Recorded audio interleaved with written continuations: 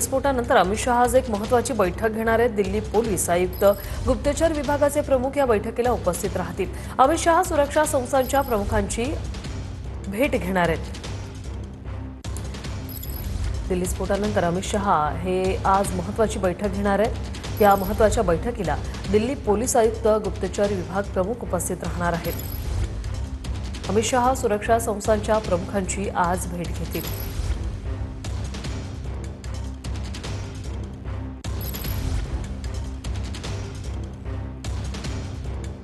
दिल्लीच्या लाल किल्ला परिसरात i20 Hyundai कारमध्ये स्फोट झाल्याची या स्फोटात 9 जणांचा आतापर्यंत मृत्यू झालाय तर 30 पेक्षा जास्त जण जखमी झालेत। संध्याकाळी 6:52 कारमध्ये स्फोट झाला। i20 गाडीचा जुना मालक मोहम्मद सलमानला पोलिसांनी सध्या ताब्यात घेतलंय। i20 कारचा सध्याचा मालक पुलवामाच्या शंभुरा गावचा तारिक असण्याची शक्यता आहे, सूत्रांची माहिती। लाल किल्ला परिसरात झालेल्या स्फोटानंतर एक सीसीटीव्ही समोर आलेला आहे। गर्दी असलेल्या भागात लोकांची धावपळ यात दिसते असं या सीसीटीव्हीत कैद झालंय। स्फोटाचा आवाज झाल्यानंतर लोकांचा गोंधळ उडाल्याचं या सीसीटीव्हीत अगदी स्पष्टपणे दिसतंय।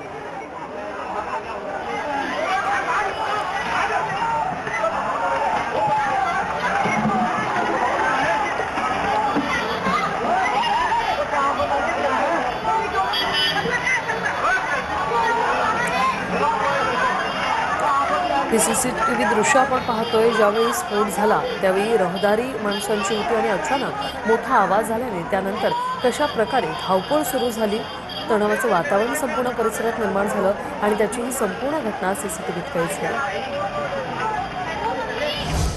दिल्लीतील भीषण स्फोटाचा एक नवीन व्हिडिओ समोर आला। स्फोट होताच मोठा आवाज झाला आणि आगीचे लोट उठले। स्फोट झाल्यानंतर नागरिकांची धावपळ झाली। ही भयावह दृश्य सध्या समोर आलेली आहेत। या परिसरात युट्यूबर्सचं ब्लॉगिंग देखील सुरू होतं आणि अशाच वेळी स्फोटाचा मोठा आवाज आला आणि आगीचे लोट उठले। त्यानंतर मात्र या संपूर्ण परिसरात पळापळ सुरू झालेली आहे।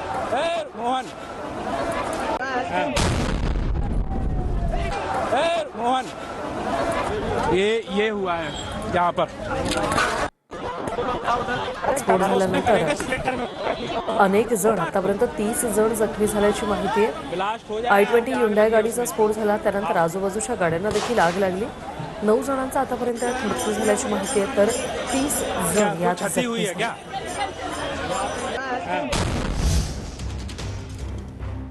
स्फोटानंतर राजधानी दिल्ली हाय अलर्टवर।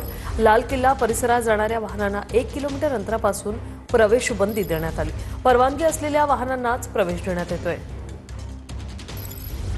स्फोटानंतर आता राजधानी दिल्ली हाय अलर्टवर। ज्या वाहनांना परवानगी आहे त्या वाहनांनाच परवानगी दिली जाते। याचा आढावा घेतलाय आमच्या प्रतिनिधींनी। पाहूया।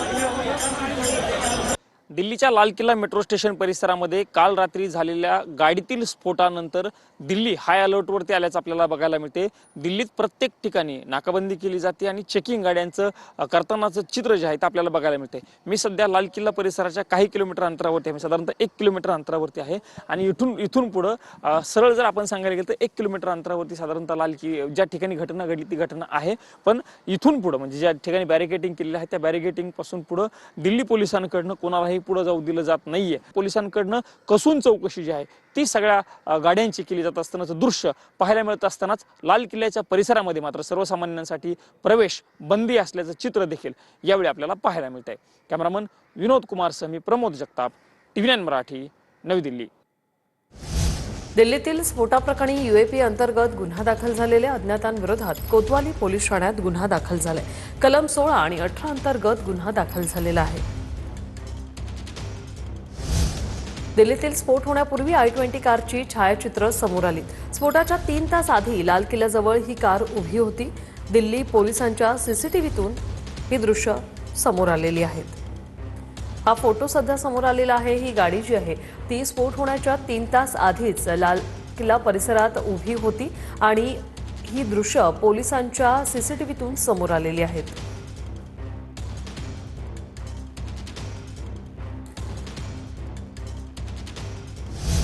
दिल्ली स्फोटातील 2 मृतांची नावं समोर आली। अशोक कुमार आणि अमर कटारिया अशी मृतांची नावं आहेत।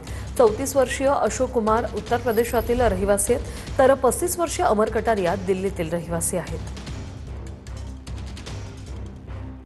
दिल्ली स्फोट प्रकरणात कार मालकाची माहितीही समोर आली. i20 गाडीचा जुना मालक मोहम्मद सलमानला पोलिसांनी ताब्यात घेतले. गुरुग्राम पोलिसांनी मोहम्मद सलमानला ताब्यात घेत चौकशी केली आहे. सलमाननं 1.5 वर्षापूर्वी ओखला भागात राहणाऱ्या देवेंद्रला ही गाडी विकली होती. त्यानंतर देवेंद्रने हरियाणाच्या अंबालामध्ये राहणाऱ्या नदीम खानला गाडी विकली होती. यानंतर तारिकने ही गाडी रॉयल कार झोन हरियाणामधून घेतल्याची पोलिसांची माहिती आहे. तारिक पुलवामाचा रहिवासी असल्याची माहिती आहे.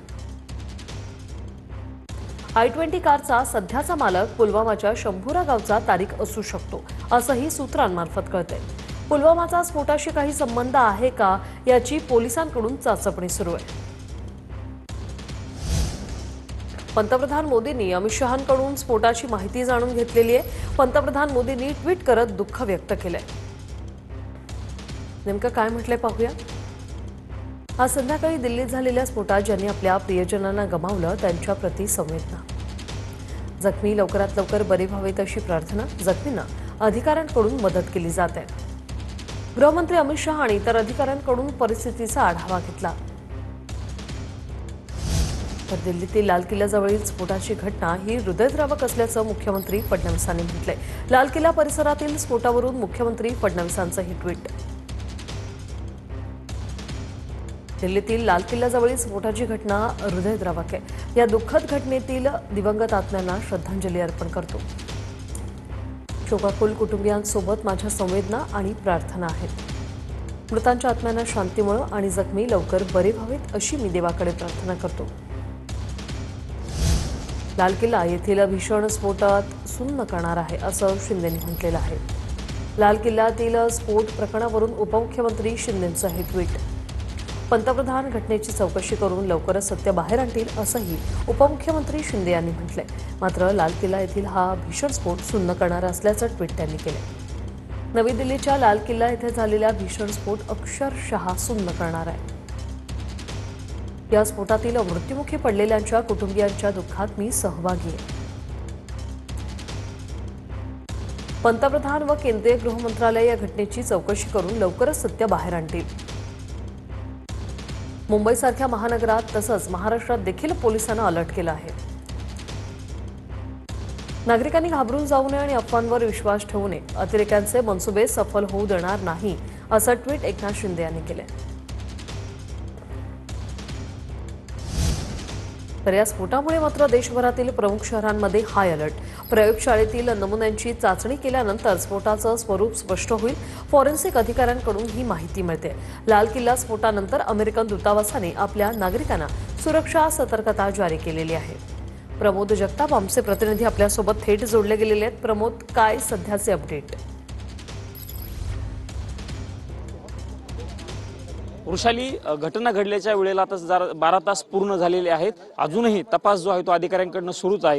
NSG असेल, NIA असेल, दिल्ली पोलीस असेल, याचे प्रमुख अधिकारी घटनास्थळावरती बसून आहेत. कालपासूनच म्हणजे फॉरेन्सिक टीम रात्री आलेली होती. फॉरेन्सिक टीमकडनं या घटनेची माहिती घेतली जात आहे. म्हणजे कलेक्शन केलं जात आहे नमुन्यांचं आणि त्यानंतर तपासणी केल्याच्यानंतर घटना कशामुळे घडली ते स्पष्ट होणार आहे. अद्याप घटनास्थळावरती जर सांगायला गेलं वृषाली तर पोलिसांचा खूप मोठा बंदोबस्त जो आहे तो या ठिकाणी तैनात करण्यात आलेला आहे. हा लाल किल्ल्याचा रस्ता आहे. म्हणजे ITO कडनं लाल किल्ल्याकडे येतो आणि पुढे नवी दिल्ली रेल्वे स्टेशनकडे जातो.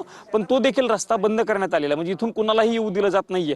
फॉरेन्सिक अधिकाऱ्यांचं म्हणणं असं आहे की ज्या गाडीमध्ये हा ब्लास्ट झालेला होता ते नेमकं कारण काय आहे हे फॉरेन्सिक तपासणीच्या नंतर समोर येईल. त्यामुळे त्याला आता ब्लास्ट म्हणायचं की CNGचा स्फोट म्हणायचं हे अजूनही स्पष्ट होत नाही. त्यामुळे अधिकृत पद्धतीनं कुठल्याही एजन्सीकडनं हा नेमकं स्फोट कशा प्रकारचा होता त्याची माहिती दिली गेलेली नाहीये. दुसरा महत्त्वाचा जर मुद्दा सांगायला गेलं वृषाली तर ज्या पद्धतीनं कनेक्शन मागच्या काही दिवसापासून जम्मू काश्मीर असेल, त्याच्यानंतर हरियाणाचं कनेक्शन असेल, गुजरात ATSने केलेली कारवाई असेल, म्हणजे हैदराबाद आणि UP मधनं केलेली अटक असेल, या सगळ्या पार्श्वभूमीवरती हे सगळे जर डॉट जोडले वृषाली तर हा घातपाताचा प्रयत्न असू शकतो अशा पद्धतीची माहिती आहे. आपण बघू शकतो वृषाली, दृश्यांच्या माध्यमातून दाखवतोय की वरिष्ठ अधिकारी जे आहेत ते या ठिकाणी घटनास्थळी आहेत आणि त्यांच्याकडून छोट्या छोट्या गोष्टी म्हणजे जी गाडी आपण दाखवण्याचा प्रयत्न करतोय दृश्यांच्या माध्यमातून त्या ठिकाणी डॉग स्क्वॉड देखील पोहोचलेला आहे. डॉग स्क्वॉड म्हणजे डॉग स्क्वॉडच्या माध्यमातून माध्यमातून देखील तपासणी करण्यात येत आहे।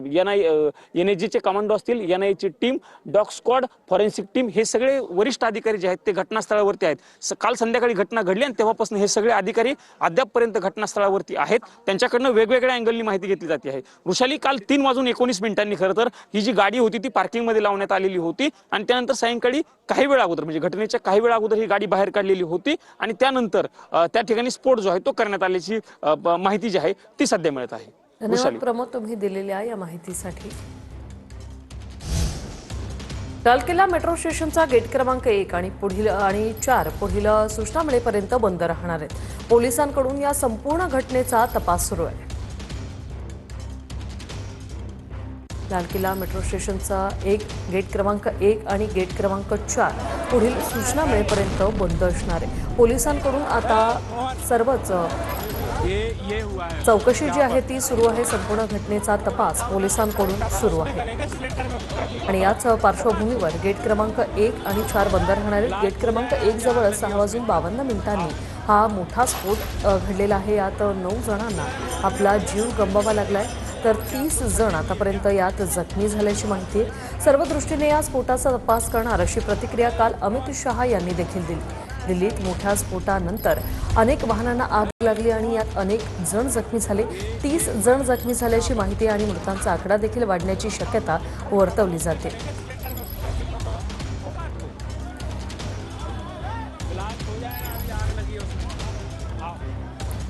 तर याच पार्श्वभूमीवर पुण्यातही ठिकठिकाणी पोलीस बंदोबस्त तैनात करण्यात आलेले आहे। नेमकी पुण्यातली स्थिती काय आहे हे जाणून घ्यावे आमच्या प्रतिनिधींकडून। प्रदीप कापसे आमचे प्रतिनिधी आपल्या सोबत थेट जोडले गेलेले आहेत। प्रदीप, पुण्यातली काय स्थिती? वृषाली, संपूर्ण देशभरामध्ये हाय अलर्ट जो आहे तो जारी करण्यात आलेला आहे। त्यानुसार गर्दीच्या ठिकाणी आपण पाहतोय की पोलीस बंदोबस्त जो आहे तो मोठ्या प्रमाणावरती वाढवला जातोय। QRT टीम जी आहे ती ठिकठिकाणी तैनात केली जाते। काल देशभरामध्ये हाय अलर्ट जारी करण्यात आल्यानंतर गर्दीच्या ठिकाणी जाणं टाळा अशा पद्धतीचं आवाहन करण्यात आलेलं आहे। मात्र गर्दीच्या ठिकाणी कोणताही अनुचित प्रकार घडणार नाही याची खबरदारी जी आहे ती पोलिसांकडून घेतली जाते। पुण्यातल्या आपण पाहतो की दगडूशेठ हलवाई गणपती मंदिराच्या बाहेर QRT टीम जी आहे तैनात करण्यात आलेली पाहायला मिळते। विमानतळ असतील, रेल्वे स्टेशन असतील, बस स्टेशन असतील, मोठे मोठे मॉल्स असतील, या सगळ्या गर्दीच्या ठिकाणी मोठ्या प्रमाणावरती बंदोबस्त जो आहे तो लावण्यात आलेला आहे। पुण्यातलं पुणे विमानतळ असेल, रेल्वे स्टेशन असेल, विशेष म्हणजे दगडूशेठ हलवाई गणपती मंदिर जे आहे ते पुणेकर त्याचबरोबर राज्यातल्या आलेल्या भाविकांनी गजबजून गेलेलं असतं। गर्दी 24 तास आपल्याला पाहायला मिळत असते। मात्र या गर्दीच्या ठिकाणी कोणताही अनुचित प्रकार घडणार नाही यासाठी आपण पाहतोय की गंधारी QRT टीम जी आहे ती तैनात करण्यात आलेली आहे। दिल्लीमध्ये झालेल्या स्फोटानंतर हा स्फोट नक्की कसा झाला याचा तपास जो आहे तो दिल्ली पोलीस त्याचबरोबर केंद्रीय यंत्रणांकडून केला जातोय। मात्र मध्यंतरी भारताने केलेल्या एअर स्ट्राईक नंतर आपण पाहतो की देशभरामध्ये संशय जो आहे तो वाढलेला आपल्याला पाहायला मिळतोय। त्यामुळे गर्दीच्या ठिकाणी जे आहे ती लक्ष होणार नाही किंवा निश्चित। धन्यवाद प्रदीप, तुम्ही दिलेल्या या माहितीसाठी। तर दिल्लीतील स्फोटानंतर नागपूर देखील हाय अलर्टवर गेलेल्या आहे। नागपूर विमानतळावर पोलिसांचा कडेकोट बंदोबस्त आहे। गजानन उमाटे आमचे प्रतिनिधी आपल्यासोबत थेट जोडले गेलेले आहेत। गजानन, काय स्थिती नागपूरमध्ये? नक्कीच काल नवी दिल्ली इथे झालेल्या स्फोटानंतर नागपुरातील अतिसंवेदनशील ठिकाणांची सुरक्षा जी आहे ती वाढवण्यात आलेली आहे। मी सध्या आहे नागपूर विमानतळ परिसरामध्ये आणि या ठिकाणी येणारी प्रत्येक गाडी जी आहे ती तपासली जाते, गाडीची डिक्की तपासली जाते। काल लाल किल्ल्याजवळ एका कारमध्ये स्फोट झालेला आहे, त्यामुळे जे आहे ते संपूर्ण सुरक्षा यंत्रणा जी आहे ते अलर्टवर आहे आणि प्रत्येक वाहनांची कसून तपासणी केली जाते आहे। कोण गाडीमध्ये बसलेला आहे, काय घेऊन जात आहेत, गाडी कुठून आलेली आहे, तो क्रमांक कुठे रजिस्टर आहे, या सगळ्या बाबींची तपासणी जी आहे ती या ठिकाणी MSF चे जवान जे आहेत ते नागपूर विमानतळावर करताना दिसत आहे। डॉग स्क्वॉड सुद्धा या ठिकाणी पाचारण करण्यात आलेलं आहे आणि सुरक्षा यंत्रणा अलर्टवर आहे। काल रात्रीपासूनच वाहनांची तपासणी या ठिकाणी सुरू झाली आहे। हे बघा, प्रत्येक वाहनांची डिक्की जी आहे ती या ठिकाणी तपासली जात आहेत। हे बघा, हे दृश्य या ठिकाणी पाहायला मिळत आहेत। लांबच लांब रांगा आहे आणि जी गाडी येत आहेत त्या गाडीची कसून तपासणी केल्याशिवाय नागपूर विमानतळाच्या परिसरामध्ये आत वाहनं सोडली जात नाही। हे बघा, हे सगळे विमानतळ सुरक्षा यंत्रणा जी आहे ती या ठिकाणी सज्ज आहे, तपासणी केली जात आहे। प्रत्येक संशयितांवर पोलिसांची आणि सुरक्षा यंत्रणांची चोख नजर आहे। नागपुरातील रेल्वे स्टेशन, संघ मुख्यालय, रेशीमबाग, बस स्टॉप आणि विमानतळावरही सुरक्षा यंत्रणा जी आहे ती अलर्टवर आहे आणि विमानतळावर आता तरी येणाऱ्या, कारण की आता दिल्लीला जाणारा फ्लाईट आहे, मुंबईला जाणारा फ्लाईट आहे, मोठ्या प्रमाणात लोक या ठिकाणी येत आहेत। त्यामुळे या प्रवाशांच्या गाड्यांची कसून तपासणी जी आहे ती या ठिकाणी नागपूर विमानतळावर आपल्याला पाहायला मिळतात। प्रत्येक संशयितांवर पोलिसांची, सुरक्षा यंत्रणांची नजर आहे। काल नवी दिल्ली इथे जो ब्लास्ट झाला त्यानंतर ही सुरक्षा यंत्रणा जी आहे ती अलर्टवर आहे। धन्यवाद गजानन, तुम्ही दिलेल्या या माहितीसाठी।